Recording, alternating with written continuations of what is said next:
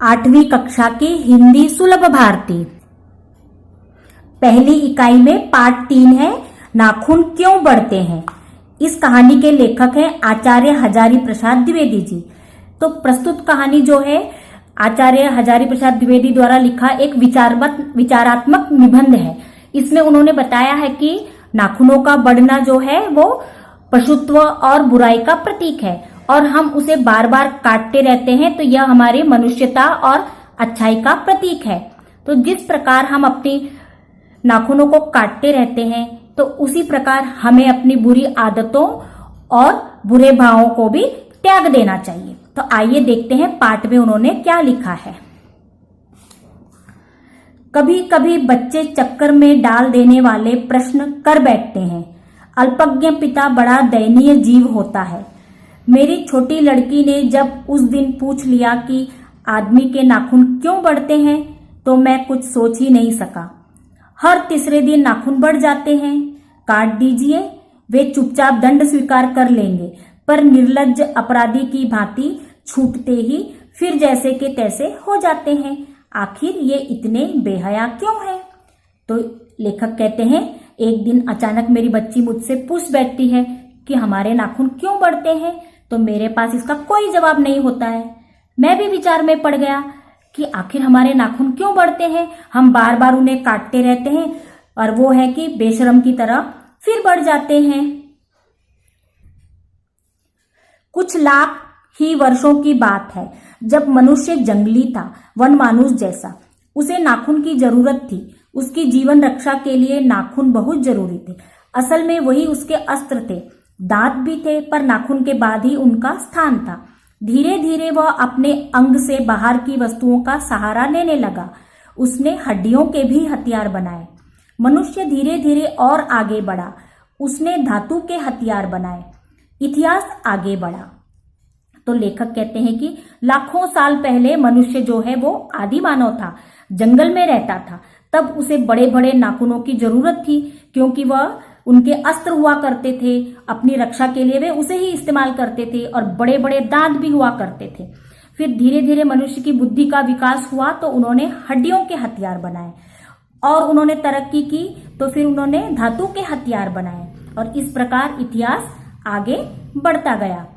कभी कभी मैं हैरान होकर सोचता हूं कि मनुष्य आज अपने बच्चों को नाखून न काटने पर डांटता है। वे रोज मुझे ऐसा लगता है कि मनुष्य अब नाखून को नहीं चाहता। ये उसकी भयंकर पाशवीय वृत्ति के जीवंत प्रतीक है। मनुष्य की पशुता को जितनी बार भी काट दो, वह मरना नहीं जानती।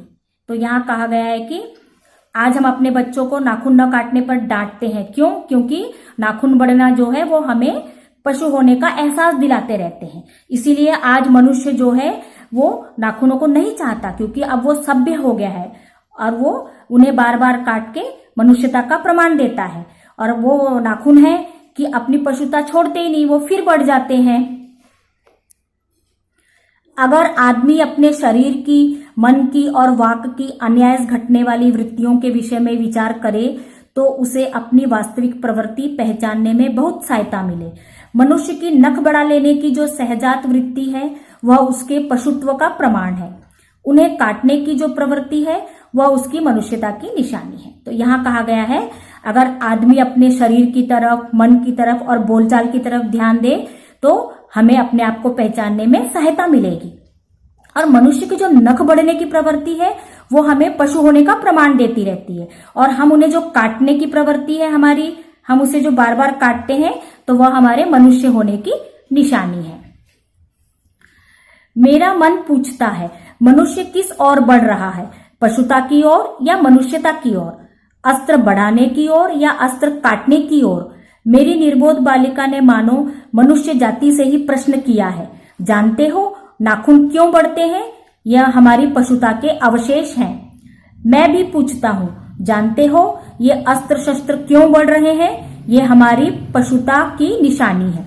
स्वराज होने के बाद स्वभावतः ही हमारे नेता और विचारशील नागरिक सोचने लगे हैं कि इस देश को सच्चे अर्थ में सुखी कैसे बनाया जाए।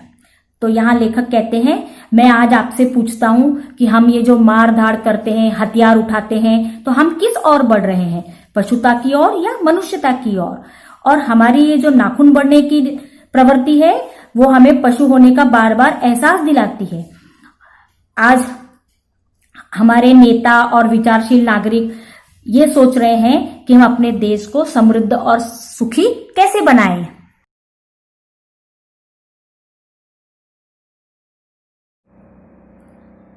हमारी परंपरा महिमामयी और संस्कार उज्जवल है, क्योंकि अपने आप पर अपने आप द्वारा लगाया हुआ बंधन हमारी संस्कृति की बहुत बड़ी विशेषता है। मनुष्य पशु से किस बात पे भिन्न है? उसमें संयम है, दूसरे के सुख दुख के प्रति संवेदना है, श्रद्धा है, तप है, त्याग है। इसीलिए मनुष्य झगड़े टंटे को अपना आदर्श नहीं मानता। गुस्से में आकर चढ़ दौड़ने वाले अविवेकी को बुरा समझता है। वचन, मन एवं शरीर से किए गए असत्याचरण को गलत मानता है। तो लेखक कहते हैं हमारी परंपरा किसमें है, हमारे संस्कार किसमें है? हम दूसरों को सुखी देखने में है। और मनुष्य जो है उसके पास बुद्धि है तो वो पशु से भिन्न है, क्योंकि उसमें संयम है, दूसरों के सुख दुख को समझने की भावना है, श्रद्धा है, तप है, त्याग है। इसीलिए आज का मनुष्य जो है वो झगड़े पसंद नहीं करता, और जो बुरा व्यवहार करता है, जिसकी व्यवहार अच्छा नहीं है, उनको कोई पसंद नहीं करता। आज का मनुष्य जो है वो शांति से जीना चाहता है। ऐसा कोई दिन आ सकता है जब मनुष्य के नाखूनों का बढ़ना बंद हो जाएगा। प्राणी शास्त्रियों का ऐसा अनुमान है कि मनुष्य का अनावश्यक अंग उसी प्रकार झड़ जाएगा जिस प्रकार उसकी पूंछ झड़ गई। उस दिन मनुष्य की पशुता भी लुप्त हो जाएगी। शायद उस दिन वह मरणास्त्रों का प्रयोग भी बंद कर देगा। तो यहाँ लेखक कहते हैं कि क्या कभी ऐसा भी दिन आएगा जब मनुष्यों का नाखून बढ़ना अपने आप बंद हो जाएगा? तो प्राणी शास्त्र कहते हैं कि हाँ, ऐसा भी दिन आ सकता है, क्योंकि जिस प्रकार मनुष्य की पूंछ अपने आप झड़ गई तो शायद मनुष्य के नाखून भी बढ़ना ऐसे ही बंद हो जाएंगे। तो उस दिन हमारे देश से ये मरना भी खत्म हो जाएगा। नाखून का बढ़ना मनुष्य के भीतर की पशुता की निशानी है, और उसे नहीं बढ़ने देना मनुष्य की अपनी इच्छा है, अपना आदर्श है। मनुष्य में जो घृणा है, जो अन्याय बिना सिखाए आ जाती है, वह पशुत्व का द्योतक है। अपने को संयत रखना, दूसरे के मनोभावों का आदर करना मनुष्य का स्वधर्म है। बच्चे यह जाने तो अच्छा हो कि अभ्यास और तप से प्राप्त वस्तुएं मनुष्य की महिमा को सूचित करती हैं। तो लेखक यहाँ कहते हैं कि नाखून के बढ़ना जो है वो मनुष्य के भीतर की पशुता को दिखाते रहता है, पर मनुष्य उसे काटकर अपनी अच्छाई का प्रतीक देता है, और ये उसकी अपनी खुद की इच्छा है, उसका आदर्श है कि वो मनुष्य अच्छा बन रहा है। और मनुष्य में जो घृष्या बिना सिखाए आ जाती है तो वो हमें बार बार पशु होने का याद दिलाती है। पर मनुष्य अपने आप को संयम रखता है, दूसरों के सुख दुख का आदर करता है, तो यह मनुष्य का धर्म है। और बच्चे भी यह जान ले कि किसी भी चीज का अगर हम बार बार अभ्यास करें और तरक्की करते तो हमें वस्तुओं को पहचानने में सहायता मिलेगी। मनुष्य की चरितार्थता प्रेम में है, त्याग में है, अपने को सबके मंगल के लिए निशेष भाव से दे देने में है।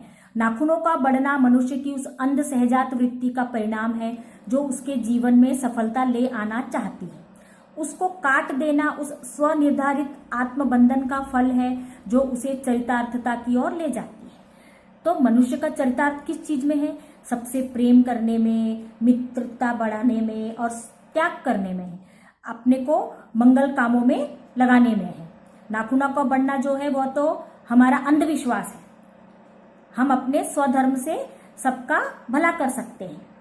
नाखून बढ़ते हैं तो बढ़े, मनुष्य उन्हें बढ़ने नहीं देगा। तो लेखक कहते हैं बढ़ते हैं तो बढ़ने दो नाखून, हम तो अपनी मान्यता का प्रमाण देते ही रहेंगे, हम उसे काटते रहेंगे।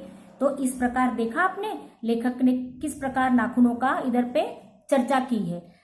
ये हो गया पाठ का विस्तार। अब भाग 2 में हम देखेंगे इस पाठ के प्रश्न उत्तर।